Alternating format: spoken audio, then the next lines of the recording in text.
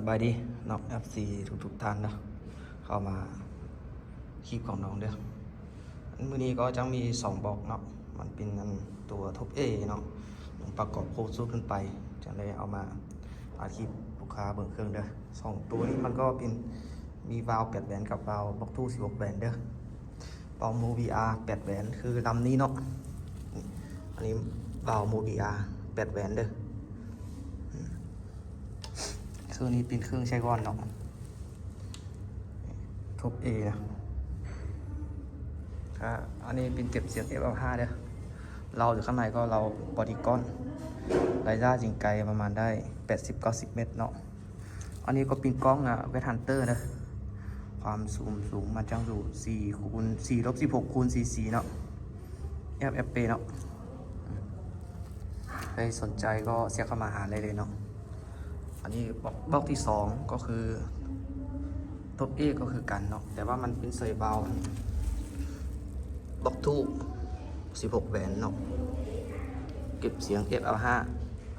กล้องมันเป็นกล้องเบส A เนาะซื้อไปก็มีอันสุกตำลุมแถมเนาะมีลูกปืน1กับเด้อมีฮับประกันเนาะความแรงมันคือสุหันเนาะมันประกอบตามใจอันลูกค้าเด้อตามใจลูกค้าตามใจอันลูกค้าจะเอาอันอัปเดตก็โทรแจ้งมาเลยทางเบอร์แอปเดี๋ยวน้องจะติดเบอร์แอปเขาในคลิปเนาะนี่ทุบอีกสูบนี่ก็สูบรุ่นกลางเนาะมันได้แถมไปเนาะซื้อเบาะหนึ่งได้สูบตำลุมฟอร์มเนาะกล้องมันจะสูบเป็นกล้องเบส A ตัวนี้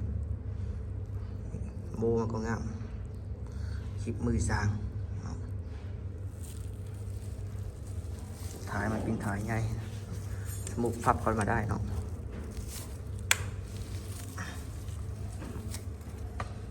พับได้ตัวนี้ก็คือการพับมาได้เวลาไปป่าใส่ก็สบายกว่าเอาหมุนเก็บเสียงออกก็ได้เนาะหรือสั้นๆใส่กระเป๋าดีเลยเนาะ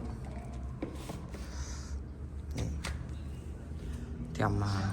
ลูกปืนละ1 กับเนาะค่าซื้อไปได้แถมลูกปืน1 กับแถมสุกเติมลมเนาะมันจะเป็นแบบนี้เด้อเอาไปอุปกรณ์ซ่อมแปลงเนาะโอเคขอบใจเด้อ